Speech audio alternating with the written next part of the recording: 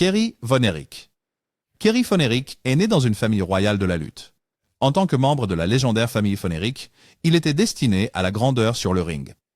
Avec son apparence de star de cinéma, son athlétisme inégalé et son charisme indéniable, il est rapidement devenu un favori des fans.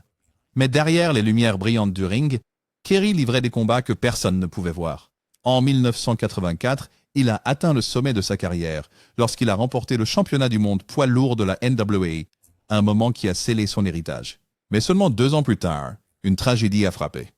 Kerry a été impliqué dans un accident de moto dévastateur qui a fracturé son pied. Les médecins n'avaient pas d'autre choix que de l'amputer, mais Kerry garda le secret. Il continua à lutter, réalisant incroyablement des mouvements acrobatiques avec un pied prothétique. Quelque chose que les fans ignoraient à l'époque. Comme si la douleur physique ne suffisait pas, Kerry luttait aussi contre des démons personnels. Il a combattu la dépendance aux substances pendant des années, ce qui a conduit à de multiples arrestations. Mais le plus grand secret qu'il gardait était son diagnostic de sida, dont il a écrit avant sa mort. Tristement, en 1993, il s'est suicidé, incapable de faire face au poids de ses luttes. Kerry Von Erich était un véritable guerrier sur le ring, mais son plus grand combat était celui que le monde n'a jamais vu.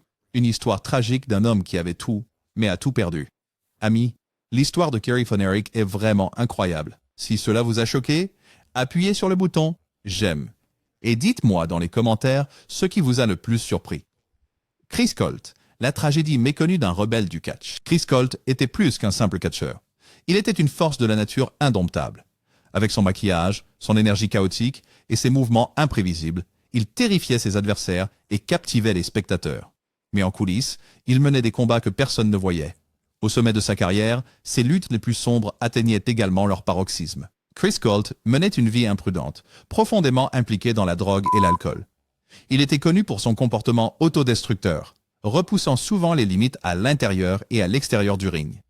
Puis vinrent les murmures, les rumeurs selon lesquelles il aurait contracté le sida. À une époque où l'on parlait rarement de la maladie, Colt est devenu encore plus isolé. Vers le milieu des années 1990, le monde du catch l'avait oublié, et sa santé a rapidement décliné. Le 23 mai 1995, il a été trouvé mort dans un refuge pour sans-abri à Seattle. Certains disent qu'il est mort seul dans une ruelle, tandis que d'autres affirment qu'il a été découvert avec une aiguille encore dans le bras. La vérité reste incertaine. Mais une chose est certaine, la vie de Chris Colt s'est terminée loin des projecteurs qu'il possédait autrefois. Son histoire tragique est un rappel glaçant que même les guerriers les plus intrépides peuvent tomber dans le silence. Que pensez-vous de son histoire inconnue? Faites-le nous savoir dans les commentaires ci-dessous. Maintenant, préparez-vous, car le destin du prochain lutteur est encore plus choquant. André le Géant, Andrei Roussimov. Tout le monde se souvient de lui comme le géant imposant du catch, un homme qui semblait presque invincible. Mais derrière la célébrité, derrière la légende, il y avait un homme qui luttait contre une condition qui finirait par tout lui prendre. Mesurant 7 pieds 4 pouces et pesant plus de 500 livres, André était unique dans le monde de la lutte professionnelle. Il dominait le ring à la WWF, affrontant des légendes comme Hulk Hogan. Sa taille imposante en faisait un spectacle. Mais ce que beaucoup ignoraient, c'est que sa stature gigantesque venait à un prix élevé. André souffrait d'acromégalie, un trouble hormonal rare qui causait à son corps de continuer à croître de manière incontrôlable. Au fil du temps, les effets de sa condition sont devenus plus sévères. Sa mobilité s'est aggravée et la douleur est devenue insupportable. Malgré ses problèmes de santé, André a refusé d'arrêter. Il a continué à lutter, à divertir et à cacher la vérité à ses fans. Mais son corps flanchait. Puis, des murmures ont commencé. André souffrait-il de plus que d'acromégalie? Certains pensent qu'il a combattu le sida, une rumeur qui n'a jamais été confirmée, mais qui continue de circuler. Sa mort soudaine en 1993 seule, dans une chambre d'hôtel à Paris, n'a fait qu'ajouter au mystère. Officiellement, c'était une insuffisance cardiaque, mais beaucoup se demandent encore s'il y avait plus à l'histoire. Histoire. Ce qui est arrivé ensuite à une autre icône du catch vous laissera sans voix. Gorgeous George.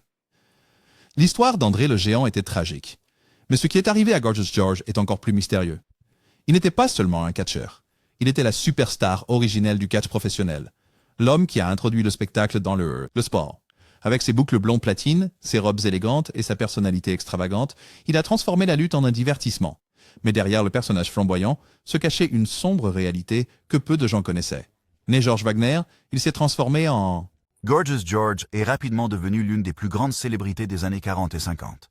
Ces matchs étaient des spectacles télévisés, attirant des millions de téléspectateurs.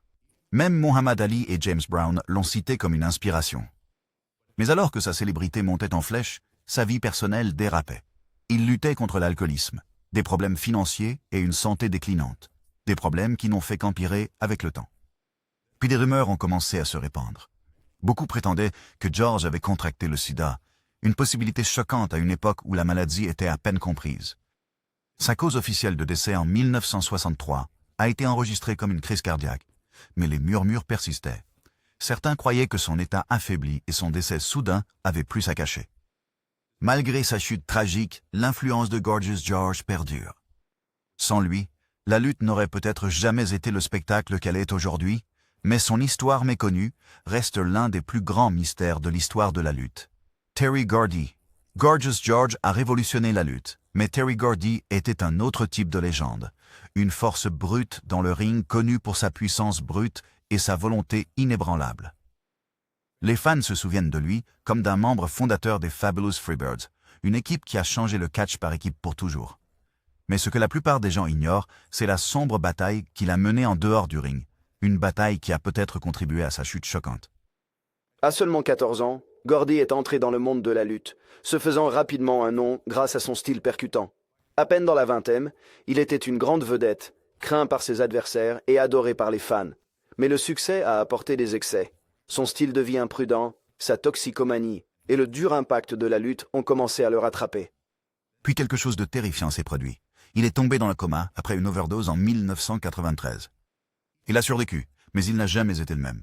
Sa santé s'est détériorée rapidement et sa carrière autrefois prometteuse s'est éteinte. Puis des rumeurs choquantes sont apparues. Certains murmuraient que Gordy combattait secrètement le sida et que cela l'avait encore plus affaibli. D'autres prétendaient que c'était ses anciennes luttes contre l'addiction qui avaient conduit à sa mort subite en 2001. Officiellement, la cause était une crise cardiaque, mais les questions restées sans réponse hantent encore les fans de catch. Terry Gordy était l'un des catcheurs les plus durs de son temps, mais même lui ne pouvait combattre le destin. Chris Von Erich. L'histoire de Terry Gordy était déchirante, mais ce qui est arrivé à Chris Von Erich est digne d'un cauchemar. La famille Von Erich était légendaire dans le monde de la lutte, mais elle était aussi maudite par des tragédies inimaginables. Parmi tous les frères Von Erich, Chris avait l'histoire la plus déchirante, une histoire que les fans ont encore du mal à comprendre. Contrairement à ses frères, Chris n'était pas fait pour la lutte. Il était beaucoup plus petit, plus faible, et souffrait constamment de problèmes de santé, dont l'asthme et des os fragiles. Mais il ne souhaitait rien d'autre que suivre les traces de sa famille. Peu importe ses efforts, son corps ne pouvait pas supporter le monde brutal du catch, ce qui a entraîné des blessures qui n'ont fait qu'aggraver son état. La frustration s'est transformée en dépression, et la dépression en quelque chose d'encore plus sombre.